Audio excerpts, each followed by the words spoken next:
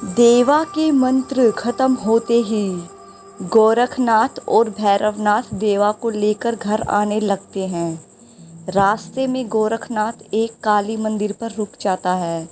भैरवनाथ देवा को लेकर घर आ जाता है। घर आने के बाद भैरवनाथ देवा को आराम करने की सलाह देकर जैसे ही गुप्त कमरे की ओर जाता है, उसे वहाँ गुप्त कमरा खुला हुआ मिलता है। गुप्त कमरा खुला हुआ देख और सारे लुटियाओं को वहाँ से गायब देख वो धम से वहीं अपना माथा पकड़कर बैठ जाता है। उसे समझ ही नहीं आता है कि ये कब, कैसे और किसने किया होगा। फिर वो वहीं बैठा बैठा जल्दी से कर्ण पिशाचिनी मंत्र जाप करने लग जाता है। थोड़ी ही देर में कर्ण पिशाचिनी उसके सामने प्रकट हो जाती है। कर्ण पिशाचिनी के प्रकट होते ही भैरवनाथ उससे पूछता है, देवी, मेरा गुप्त कमरा किसने और क्यों खोला है?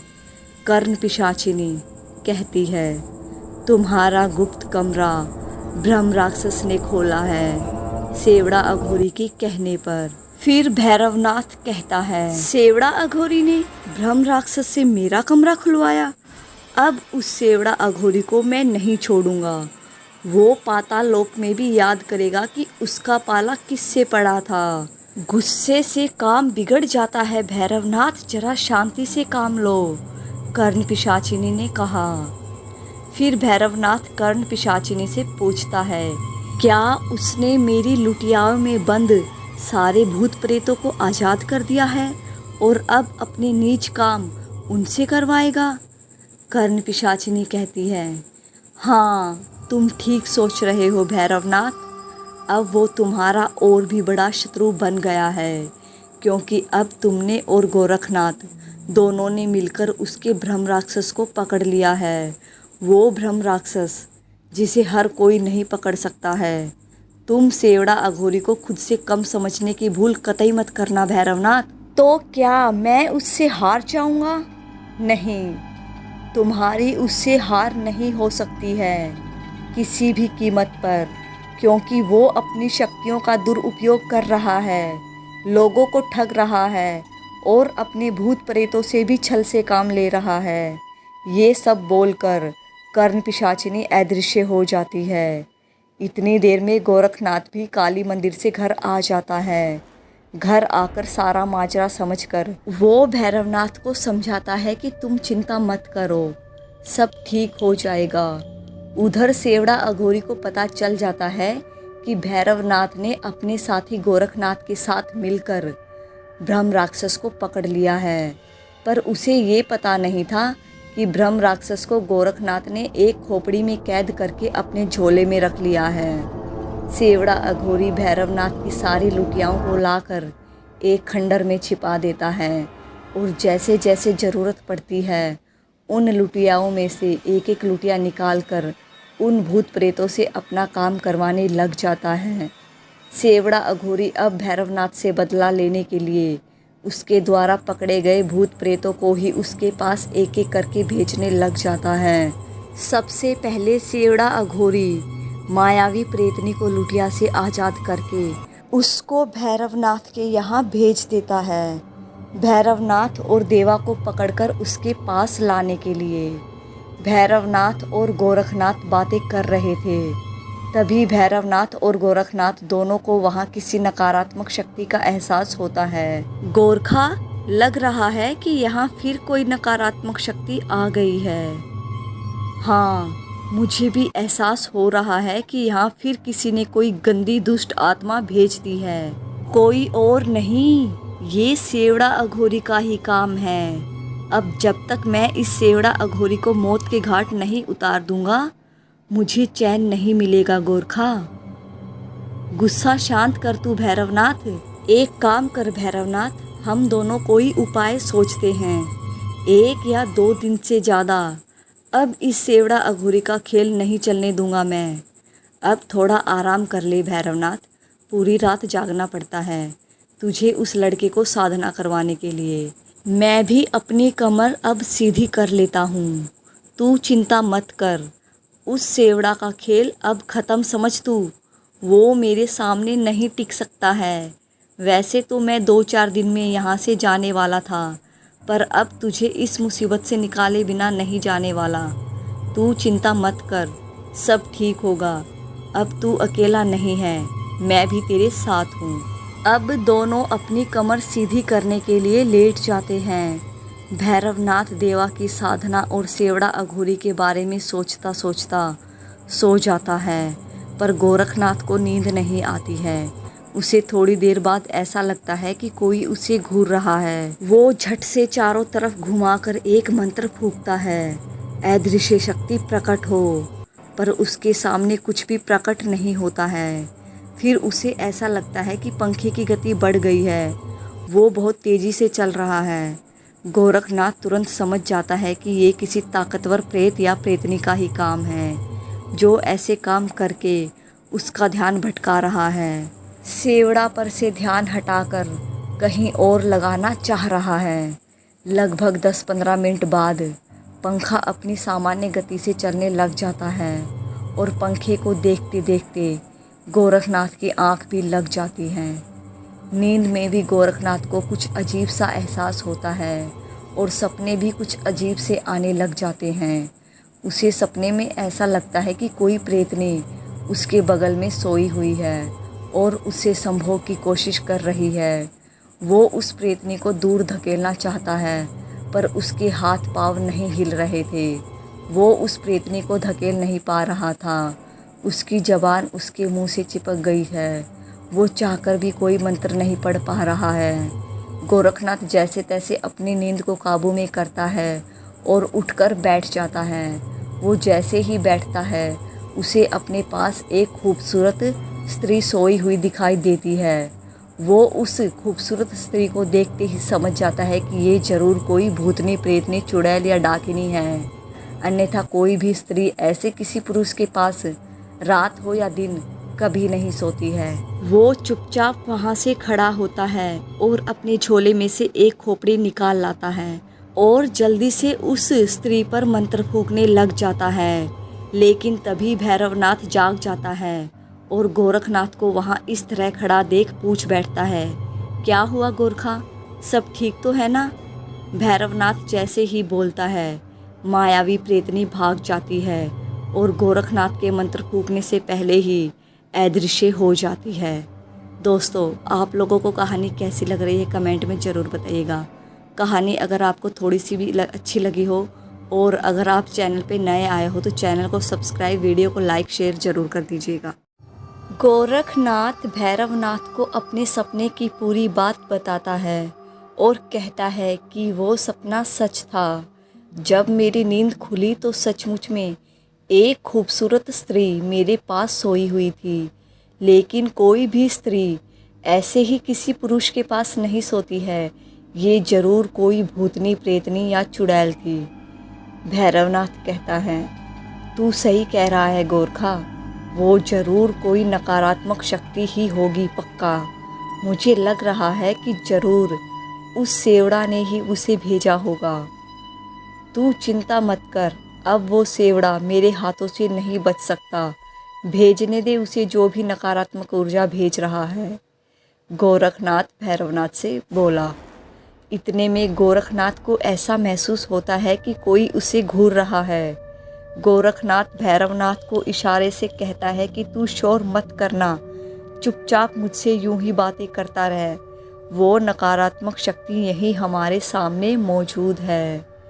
भैरवनाथ और गोरखनाथ सतर्क होकर इधर उधर की बातें करने लग जाते हैं। बातें करते करते गोरखनाथ एक बहुत ताकतवर मंत्र सब तरफ घुमाकर जल्दी से वहाँ फूंक देता है, जिससे वो मायावी प्रेतनी नज़र आने लग जाती है। लेकिन वो मायावी प्रेतनी वहीं जड़वत हो जाती है। ना वो वहाँ से हिल पाती है और ना ही डुल पाती है, न ही भाग पाती है।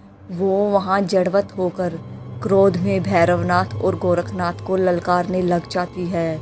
मायावी प्रेतनी क्रोधित होकर कहती है, मुझसे फरेब किया, मुझसे धोखा करते हो अघोर, मैं तुम्हें कच्चा खा जाऊंगी। मुझे ऐरी गहरी प्रेतनी समझने की भूल मत करना ओघड़। मैं मायावी प्रेतनी हूँ, मायावी प्रेतनी। ये जो तेरे पास तांत्रिक खड़ा है ना, ये मर्द ही नहीं नपुंसक है, जो एक स्त्री को संतुष्ट नहीं कर सकता। भूल गया तांत्रिक मुझे। ये सब बोलकर प्रेतनी कहती है, मैं बहुत ज़्यादा क्रोध में हूँ, और चिल्लाने लग जाती है। ओह, तू है मायावी प्रेतनी, जो मुझे अपनी हवस का शिकार नहीं बना पाई थी, जिसे मैंने चुटकियों में अपनी लुटिया में कैद कर लिया था नागिन। मैं तुझे कैसे भूल सकता हूँ कुलटा, निर्लज, भैरवनाथ कहता है। और फिर बाद में गोरखनाथ कहता है, ओह अच्छा, तो तू पहले भी अपनी प्यास बुझाने के लिए यहाँ पर आ चुकी है।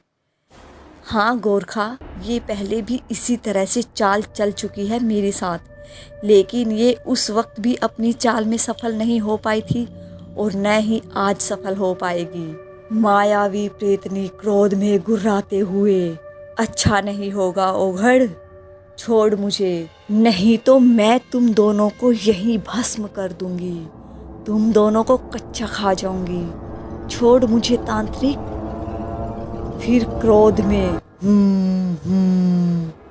करते हुए मायावी प्रेतनी देखते ही देखते एक शियार के रूप में परिवर्तित हो जाती है, और हुआ हुआ की आवाज़ें निकालने लग जाती है। उसकी इस आवाज़ से वहाँ का माहौल बहुत ही डरावना और ख़तरनाक हो जाता है। ये देख भैरवनाथ, अब इसका तमाशा, मैं इसकी वो दुर्गति करूँगा कि अब ये शियार से कुत्ता बन जाएगी और फिर हमारे सामने दुम हिलाएगी। ये बोलकर गोरखनाथ मायावी प्रेतनी से डरता नहीं, बल्कि हंसने लग जाता है। फिर उसकी हंसी में हंसी मिलाकर भैरवनाथ भी हंसने लग जाता है।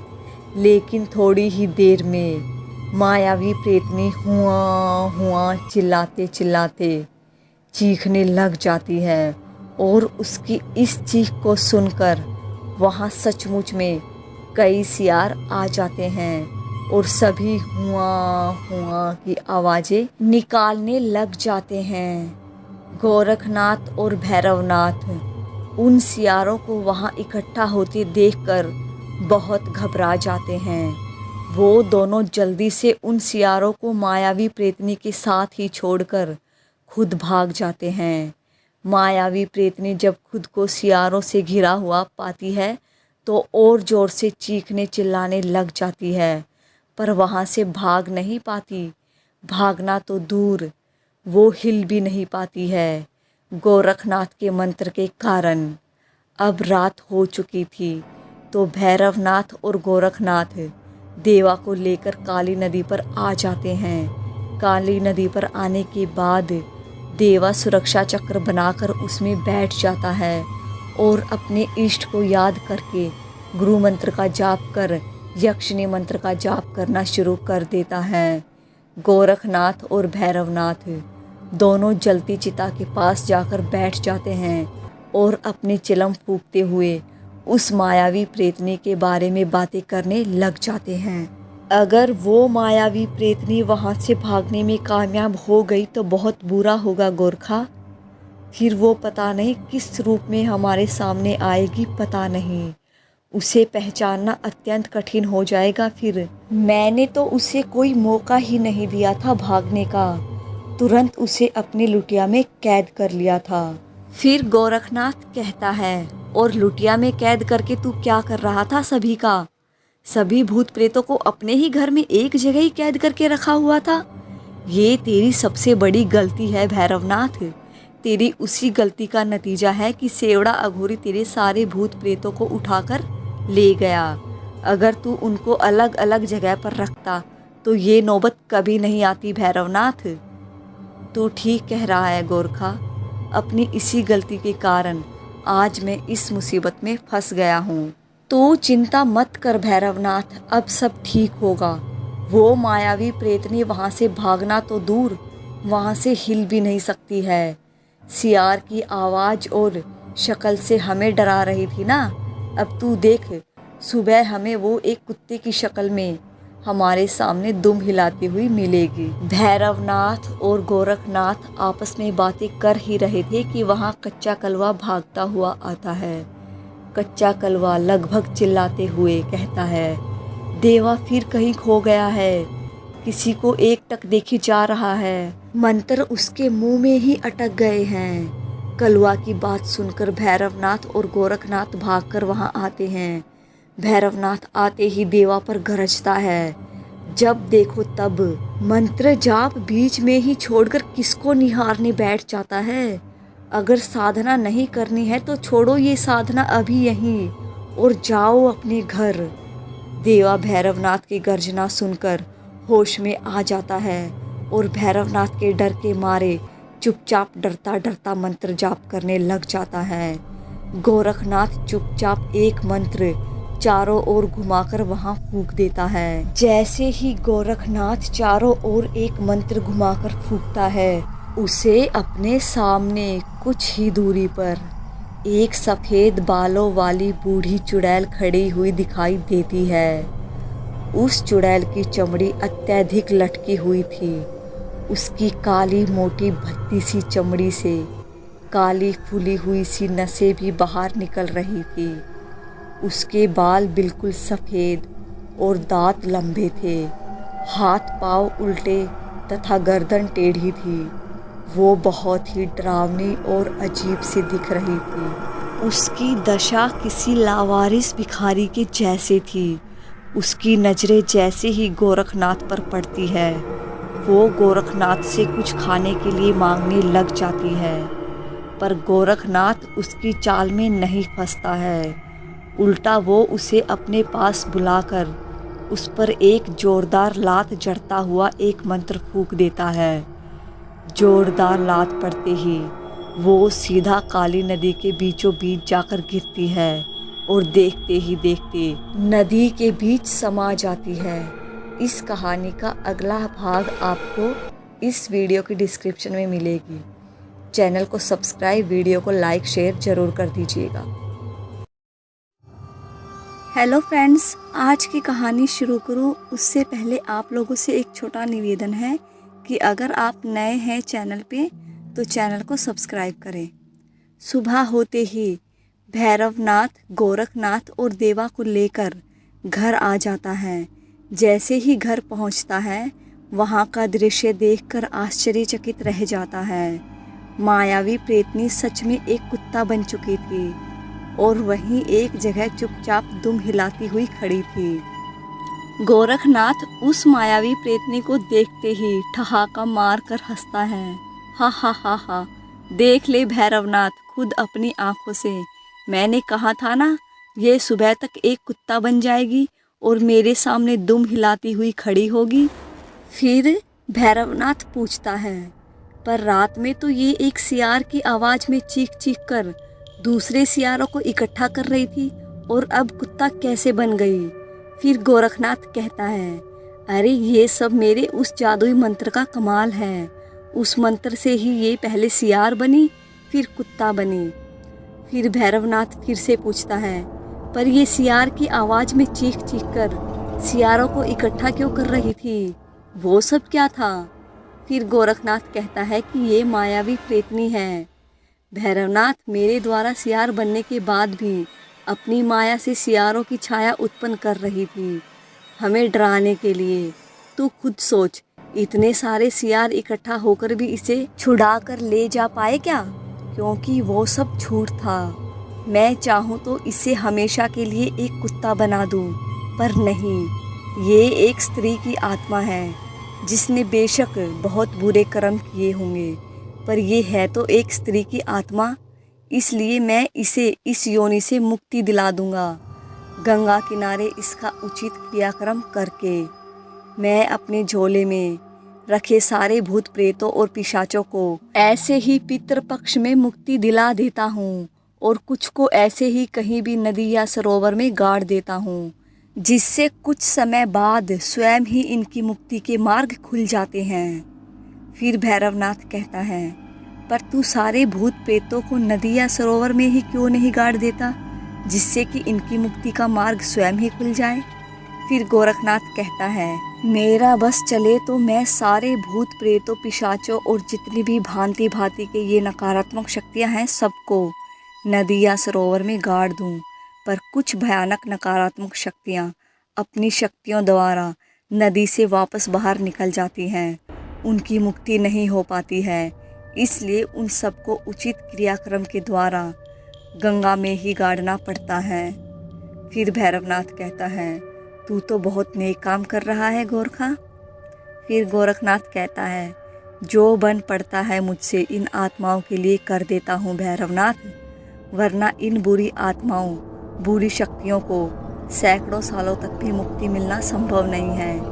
कुछ बुरे तांत्रिक, कुछ बुरे अघोरी इनको पकड़ पकड़ कर अपने काम करवाते रहते हैं और खुद भी मरने के बाद एक भयानक प्रेत या पिशाच या कोई अन्य बुरी शक्ति बनकर इंसानों को मारते रहते हैं।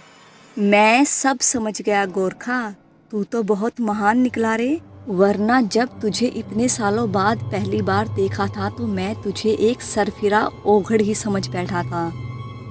सरफिरा ओघड़? अरे वो तो मैं हूँ ही एक सरफिरा ओघड़। ऐसा कहकर गोरखनाथ जोर जोर से हंसने लगता है। अब भैरवनाथ और गोरखनाथ दोनों ठहाका मार कर हंसने लग जाते हैं। देवा वहीं खड़ा खड़ा सब सुन रहा था और आश्चर्य से भैरवनाथ और गोरखनाथ को देख रहा था। उसे समझ नहीं आ रहा था कि ये क्या बातें कर रहे हैं, क्योंकि मायावी प्रेतनी देवा को नज़र नहीं आ रही थी। देवा उन दोनों की बातों से बस इतना ही समझ पाता है कि गोरखनाथ भैरवनाथ से भी एक ताकतवर तांत्रिक है और एक अच्छा इंसान भी। भैरवनाथ की नज़र जैसे ही देवा पर पड़ती है वो उसे आश्चर्यचकित देख मुस्कुराने लग जाता है और देवा से कहता है, अब तुम भी इस काली दुनिया के सच्चे रहस्य जान लो देवा। यहाँ हम जैसे और तुम जैसे लोग भी बहुत ज़रूरी होते हैं। अब तुम भी इस दुनिया में आ चुके हो, दिमाग पर ज़्यादा जोर मत डालो, धीरे धीरे तुम भी सब समझ जाओगे। अब जाओ थोड़ा आराम कर लो, मैं भोजन बनाने के बाद तुम्हें बुला लूँगा। ठीक है महाराज बोलकर अपने कमरे में जाकर देवा आराम करने लग जाता है। बिस्तर पर लेटते ही उसे नींद आ जाती है और नींद आते ही उसे अजीब और भयानक से सपने आने शुरू हो जाते हैं। सपने में वो खुद को एक अलग ही लोक में पाता है। उस लोक के सभी आदमी और औरतें स्वर्ण आभूषणों से लदे हुए थे। वो लोग बेहद सुंदर, सुगठित और बलशाली थे। वहाँ की औरतें किसी अप्सरा से कम नहीं थी। उन लोगों के पास सारे ऐशो आराम के साधन उपलब्ध थे। फिर भी वहाँ का हर आदमी दुखी था और अपने जीवन को कोस रहा था। उन लोगों के पास गहने, कपड़े, ज़मीन जायदाद, अच्छा खाना पीना सब था। नहीं था तो एक दूसरे में सामंजस्य नहीं था। वहाँ का हर इंसान रंग बदलने में माहिर था। वहाँ की औरतें, आदमी, बच्चे सब व्यभिचारी और निर्लज थे। इतनी निर्लजता के बाद भी वहाँ इतना ऐशो आराम सिर्फ वहाँ की प्रकृति के कारण था। वहाँ अन्न, पानी और उपजाऊ ज़मीन थी, पर कुछ समय बाद वहाँ अकाल पड़ने लगा और भूखमरी फैल गई। उनकी संपत्ति दूसरे देशों में जाने लगी और बदले में उन्हें पेट भरने लायक ही अन्न मिलने लगा। सपने में आगे एक दिन देवा को बहुत जोर की भूख लगी। उसके पास खाने को कुछ नहीं था, पर उसके बदन पर कुछ स्वर्ण आभूषण चमक रहे थे। कहीं से एक आदमी भागता हुआ आया और उसके बदन से आभूषण नोच कर ले गया। फिर एक दूसरा आदमी भागता हुआ आया और उसका एक हाथ काट कर ले गया। फिर एक तीसरा आदमी आया और उसका दूसरा हाथ भी काट कर ले गया। दोनों हाथ कटने के बाद वो लहूलुहान चित्कार करता हुआ वहीं सड़क पर गिर गया और हर आने जाने वाले से पीने के लिए पानी मांगने लगा। पर उसकी इस हालत पर किसी को तरस नहीं आता है। उसे कोई पानी नहीं पिलाता। प्यास से उसका गला सूख जाता है, ज़बान बाहर निकलने लग जाती है। वो पानी पानी बोलता हुआ मूर्छित होने लग जाता है। तभी उसे यमराज काले भैंसे पर आते हुए दिखाई देते हैं। यमराज को देखते ही उसकी नींद खुल जाती है नींद खुलते ही वो देखता है कि उसे सचमुच में बहुत जोर से प्यास लगी हुई है और उसका गला सूख रहा है। वो उठकर कमरे में रखे जग से पानी निकालकर पीता है और थम से वापस बिस्तर पर बैठ जाता है और अपने उस बेतुके और अजीब से सपने के बारे में सोचने लग जाता है। उधर भैरवनाथ गोरखनाथ को बोलता है कि मायावी प्रेतनी को अब अपनी खोपड़ी में कैद करके रख ले। इन बुरी आत्माओं को ऐसे खुला मत छोड़ो, क्योंकि कल क्या होगा कुछ पता नहीं है। वैसे भी सेवड़ा अघोरी हमारे पीछे पड़ा हुआ है। गोरखनाथ भैरवनाथ की बात मान जाता है और मायावी प्रेतनी को एक खोपड़ी में कैद करके अपने झोले में डाल लेता है। पर तभी उसे फिर कुछ अजीब सा एहसास होता है। उसे ऐसा महसूस होता है कि यहाँ पर कोई नकारात्मक शक्ति फिर से आ गई है। ये बात वो जल्द से भैरवनाथ को बताता है। अब भैरवनाथ और गोरखनाथ दोनों पहले की तरह सतर्क हो जाते हैं। कहानी आगे सुनने के लिए मेरे साथ बने रहिएगा। चैनल को सब्सक्राइब जरूर करिएगा और आपको इस कहानी का अगला भाग इसी वीडियो की डिस्क्रिप्शन में मिलेगा। भैरवनाथ और गोरखनाथ को ये एहसास हो चुका था कि वहाँ फिर कोई नकारात्मक शक्ति आ चुकी है, इसलिए दोनों सतर्क हो चुके थे। अब देवा को रतिप्रिया यक्षिणी साधना करते हुए पूरे 10 दिन हो चुके थे। रात में भैरवनाथ और गोरखनाथ देवा को लेकर काली नदी पर आ जाते हैं। देवा हमेशा की तरह ही सुरक्षा चक्र बनाकर उसमें बैठ जाता है और इष्ट देव को प्रणाम करके एक माला गुरु मंत्र की जापता है। फिर यक्षिणी मंत्र जाप करना शुरू कर देता है। अभी तक यक्षिणी साधना करते हुए देवा को कोई खास परेशानी नहीं हुई थी, क्योंकि उसने कई छोटी मोटी सिद्धियां हासिल कर रखी थी। पर 11वें दिन यक्षिणी मंत्र जाप करते हुए उसे एक लोहे का ताबूत, एक नंग धंगड़ लंबा चौड़ा राक्षस जैसा आदमी अपनी ओर आता हुआ दिखाई देता है। उस आदमी की आंखें बहुत मोटी, गोल, उभरी हुई खूंखार जानवर जैसी थी, जो अंधेरे में बिल्ली की आंखों जैसी चमक रही थी। उसकी त्वचा और बालों का रंग एकदम भूरा था। उसके पूरे बदन पर सफ़ेद चटके उभरे हुए थे। वो लोहे के ताबूत को सिर पर उठाए अजीब तरीके से देवा को देखते हुए उसकी तरफ बढ़ता जा रहा था। देवा उस आदमी को अपनी तरफ ऐसे आता हुआ देख बहुत डर जाता है। वो मंत्र जाप करता करता उस आदमी को टकटकी लगाकर देखने लग जाता है। थोड़ी ही देर में वो आदमी सुरक्षा चक्कर के नज़दीक आकर खड़ा हो जाता है और देवा को मारने की, ताबूत में बंद कर ले जाने की धमकी देने लग जाता है। वो राक्षस जैसा आदमी अपने दांत पीसते हुए बोला, क्या नाम है तेरा चूजे? मैं तुझे इस ताबूत में बंद कर ले जाने आया हूँ। मैं तेरी मौत हूँ, साले डरपोक चूजे। और तेरा वो मुर्गा, मतलब तेरा वो डरपोक तांत्रिक कहाँ है, जो तुझे यहाँ ऐसे अकेला छोड़ गया मरने के लिए? देवा डर के मारे सुरक्षा चक्कर में ही दुबका रहता है। उसके मंत्र उसके मुंह में ही अटक चुके थे। वो राक्षस जैसा आदमी फिर वहीं जोर जोर से चिल्लाने लग जाता है, जिससे देवा सुरक्षा चक्कर से बाहर निकल आए। तभी कलवा फिर देवा को सुरक्षा चक्कर में दुबका हुआ देखकर भैरवनाथ को बुला लाता है।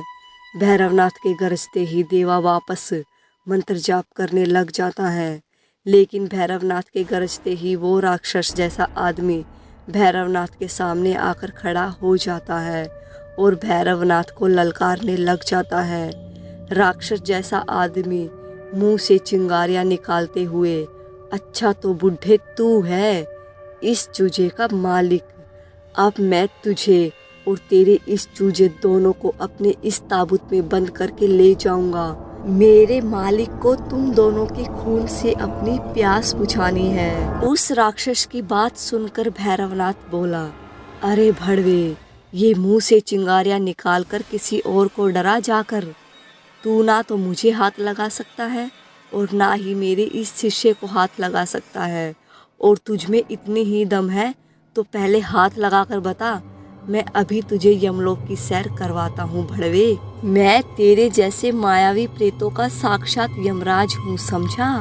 तभी अचानक वो राक्षस जैसा आदमी मुंह में से चिंगारियां निकालते हुए उड़ने लग जाता है और देवा के ऊपर मंडराने लग जाता है। भैरवनाथ उस पर मंत्र फूंकता जा रहा था, पर उस राक्षस जैसे आदमी पर उन मंत्रों का कोई असर नहीं हो रहा था। तभी वो राक्षस जैसा आदमी अदृश्य हो जाता है। भैरवनाथ उसे अदृश्य होता देख विचलित हो जाता है और विचलित होकर उसे ललकारने लग जाता है। वो राक्षस जैसा आदमी उड़ता उड़ता सीधा सेवड़ा अघोरी के यहाँ पहुँच जाता है। उस राक्षस जैसे आदमी के पीछे पीछे गोरखनाथ भी चुपके से सेवड़ा अघोरी के यहाँ पहुँच जाता है। राक्षस जैसा आदमी हाँफता हुआ, मालिक मालिक, वो तांत्रिक बहुत ताकतवर है। वो मुझ पर मंत्रों के प्रहार पर प्रहार किए जा रहा था। मैं बहुत मुश्किल से बचकर उड़कर यहाँ पर आया हूँ। सेवड़ा अघोरी गुस्से में चिल्लाता हुआ बोला, तू यहाँ भाग कर आ गया है? निर्लज्ज, प्रेतों के नाम पर धब्बा है तू। यहाँ भाग कर आया, इससे तो अच्छा कि तू उस तांत्रिक की लुटिया में कैद हो जाता। अब मैं तुझे खोपड़ी में कैद करके शमशान में गाड़ूंगा। तेरे जैसे 2 कौड़ी के प्रेतों की मुझे कोई आवश्यकता नहीं है, समझा भगोड़े। सेवड़ा अघोरी की इस तरह जली कटी बातें सुनकर राक्षस जैसा आदमी, जो कि असल में एक बहुत ताकतवर प्रेत था, क्रोध में उबलने लग जाता है। पर वो चाहकर भी सेवड़ा अघोरी पर प्रहार नहीं कर पाता है, क्योंकि सेवड़ा ने उसे सिद्ध कर रखा था। सेवड़ा अघोरी और प्रेत की लड़ाई का फायदा उठाकर गोरखनाथ सेवड़ा अघोरी पर प्रहार कर देता है। सेवड़ा अघोरी पर लात गुस्से की बरसात कर देता है। सेवड़ा को समझ ही नहीं आता है कि ये इस तरह बीच में कहाँ से आ गया। प्रेत सेवड़ा की कोई मदद नहीं करता, उल्टा मौका देख वहाँ से भाग जाता है। गोरखनाथ सेवड़ा अघोरी को इतना मारता है कि सेवड़ा अघोरी मूर्छित हो जाता है। मूर्छित सेवड़ा अघोरी को कंधे पर लाद कर गोरखनाथ काली नदी पर पहुंच जाता है और भैरवनाथ के कदमों में मूर्छित सेवड़ा को डाल देता है। भैरवनाथ अचानक से अपने कदमों में सेवड़ा को पड़ा देख आश्चर्यचकित हो जाता है। ले, उठा लाया हूँ तेरे दुश्मन को भैरवनाथ। मैंने कहा था ना, इसका खेल ज़्यादा दिनों तक नहीं चलने वाला है। अघोरियों का नाम बदनाम कर रहा था ये सेवड़ा। पर तूने ये सब कैसे किया गोरखा? ये तो छिपकर वार कर रहा था। हाँ भैरवनाथ, वो सब तू छोड़, अब ये सोच इसका करेगा क्या तू? मैं तो कहता हूँ इस काली नदी में इसकी समाधि बना देते हैं। गोरखनाथ और भैरवनाथ आपस में बातें कर ही रहे थे कि सेवड़ा अघोरी को होश आ जाता है और भैरवनाथ और गोरखनाथ से गिड़गिड़ाता हुआ माफ़ी मांगने लग जाता है। सेवड़ा अघोरी कहता है, मुझे माफ़ कर दीजिए गुरुदेव, मैं नमक हराम हूँ। मैंने आपसे गद्दारी की है। आप ही ने तो मुझे तंत्र मंत्र का पाठ पढ़ाया था, मैं ये भूल गया था। मुझे माफ़ कर दीजिए गुरुदेव, माफ़ कर दीजिए मुझे गुरुदेव। सेवड़ा अघोरी के बार बार माफ़ी मांगने पर भैरवनाथ को सेवड़ा पर तरस आ जाता है, क्योंकि एक ज़माने में वो उसका शिष्य रह चुका था। गोरखनाथ के मना करने के बावजूद भैरवनाथ उसे माफ़ कर देता है, लेकिन सेवड़ा ऊपर मन से माफ़ी मांग रहा था। ये बात भैरवनाथ नहीं जान पाता है। सेवड़ा अब भी बदला नहीं था। अब वो भैरवनाथ देवा के साथ साथ गोरखनाथ को मारने की भी सोचने लग जाता है। मन ही मन में दांत पीसता हुआ देवा के मंत्र जाप खत्म होने के बाद भैरवनाथ सभी को लेकर घर आ जाता है। सेवड़ा भी भैरवनाथ के साथ भैरवनाथ के घर आ जाता है। कहानी आगे सुनने के लिए मेरे साथ बने रहिएगा और आने वाले अगले भाग का इंतज़ार कीजिएगा।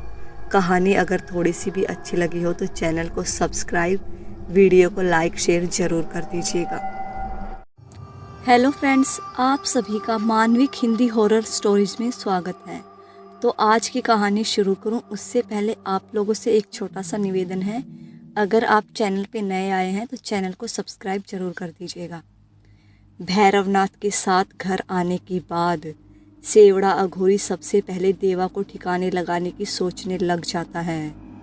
भैरवनाथ देवा के साथ साथ सेवड़ा अघोरी को भी एक अलग कमरे में आराम करने की सलाह देकर गोरखनाथ के साथ दूसरे कमरे में आ जाता है।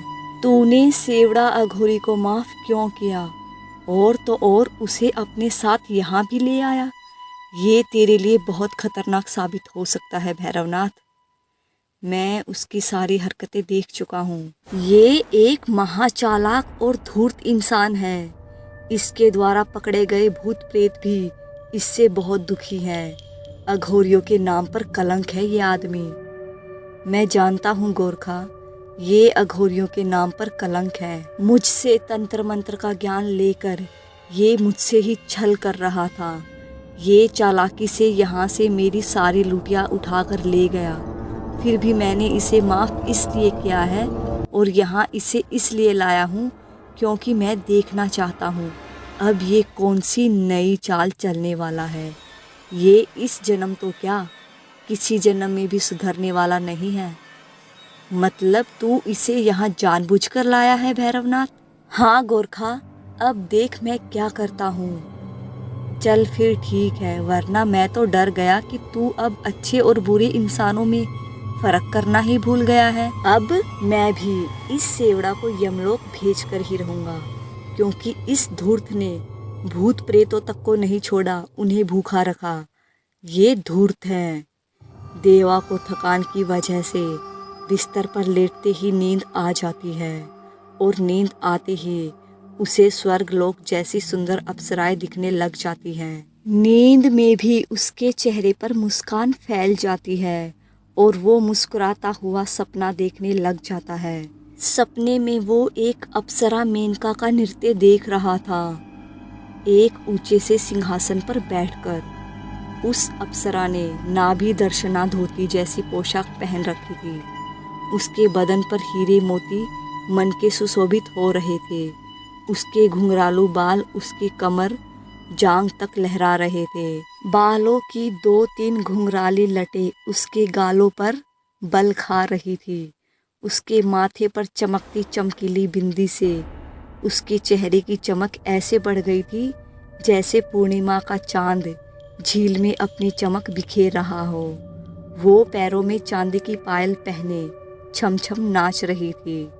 उसका नृत्य देखने के लिए बहुत दूर दूर से राजा महाराजा आए हुए थे। वो उसके साथ अन्य सिंहासनों पर विराजमान थे। सभी उस अप्सरा मेनका का नृत्य मंत्रमुग्ध होकर देख रहे थे। तभी उस अप्सरा की पायल के घुंघरू नाचते नाचते टूट जाते हैं। सारे राजे महाराजे उसे नई पायल पहनाने के लिए उतावले हो जाते हैं। सभी नई कीमती पायल लेकर उसकी तरफ बढ़ने लग जाते हैं, पर वो किसी से पायल नहीं पहनती है। वो सिर्फ देवा की दी हुई पायल ही पहनती है। सपने में देवा अप्सरा मेनका को पायल पहनाकर भूला नहीं समाता है और वो उसके सामने शादी का प्रस्ताव रख देता है। वो जैसे ही उसके सामने शादी का प्रस्ताव रखता है, वो क्रोधित होकर वहां से चली जाती है। वहां मौजूद सारे लोग उसे खा जाने वाली नजरों से घूरने लग जाते हैं, जैसे उसने उसके सामने शादी का प्रस्ताव रखकर कोई बहुत बड़ा अपराध कर दिया हो। तभी उन राजे महाराजे और वहाँ मौजूद लोगों में से एक आदमी चिल्लाता हुआ उस पर एक पत्थर फेंकने लग जाता है। ये नगर वधू से शादी करेगा? वो हम सबकी वधू है, मारो इसे। सभी उसे मारने के लिए पत्थर उठाए आगे बढ़ने लग जाते हैं। तभी उसकी नींद खुल जाती है और नींद खुलते ही वो सेवड़ा अघोरी को अपने सामने एक बड़ा सा चाकू लिए खड़ा हुआ देखता है।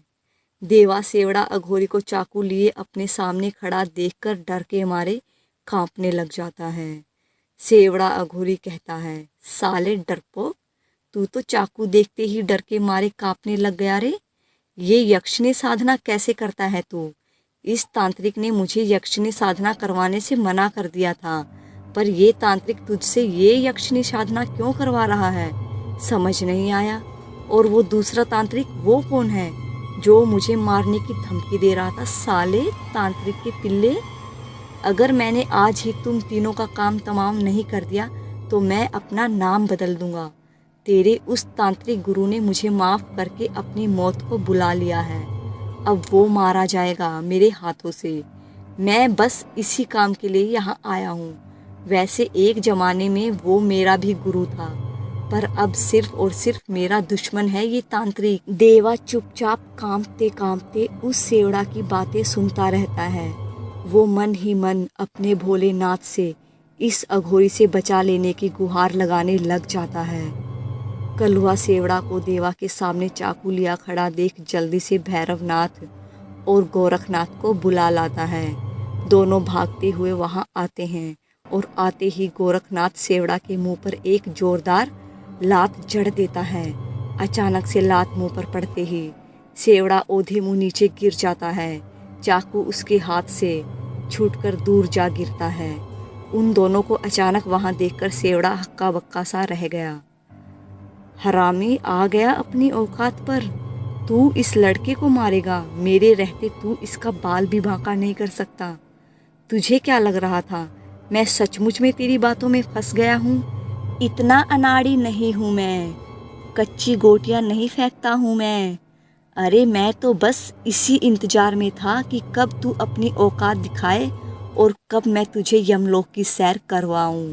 इसे तो मैं मजा चखाऊंगा भैरवनाथ, अब तू बस इसे मेरे हवाले कर दे। ये ले तेरा शिकार गोरखा, इसे यमलोक की सैर करवा दे, अब जिससे ये अघोरियों का नाम बदनाम न कर सके।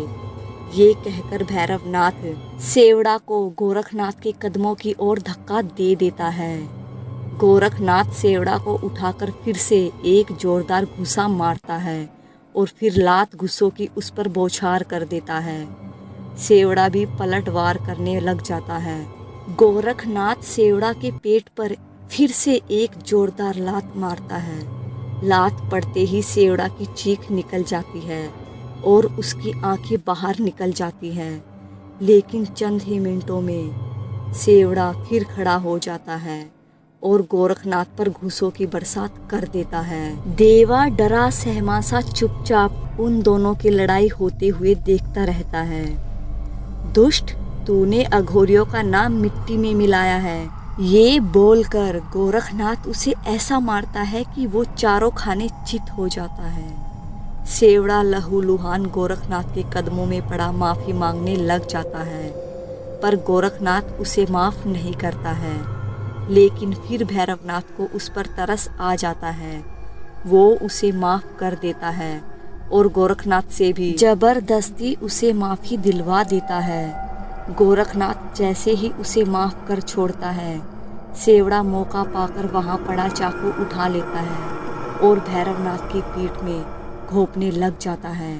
पर तभी अंगिया बेताल वहाँ आ जाता है और भैरवनाथ को दूर धकेलकर भैरवनाथ की जान बचा लेता है और वो उसी चाकू को मरोड़कर सेवड़ा अघोरी की छाती में घुसा देता है। सेवड़ा अघोरी देखता रह जाता है कैसे उसी के बेताल ने उसकी जान ले ली। चाकू सीने में घुसने से वहाँ खून का फवारा फूट पड़ता है। थोड़ी देर तड़पने के बाद सेवड़ा अघोरी दम तोड़ देता है। गोरखनाथ भैरवनाथ को सीने से लगा लेता है और अंगिया बेताल का धन्यवाद करता है। अंगिया बेताल जो किसी समय सेवड़ा अघोरी के लिए काम करता था, वही उसकी जान ले लेता है, क्योंकि सेवड़ा अघोरी ने उसे कभी भी उसका भोग समय पर और ठीक से नहीं दिया था।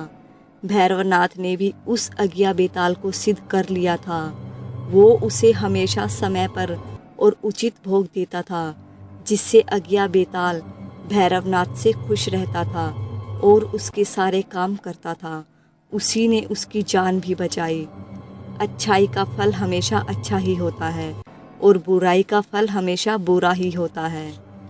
हेलो दोस्तों, प्लीज़ आप लोगों से हाथ जोड़कर रिक्वेस्ट है कि चैनल को बिना सब्सक्राइब किए मत जाइएगा। मुझे पता है कि कहानी बहुत ही ज़्यादा अच्छी है और आप लोगों को अच्छी लग रही है,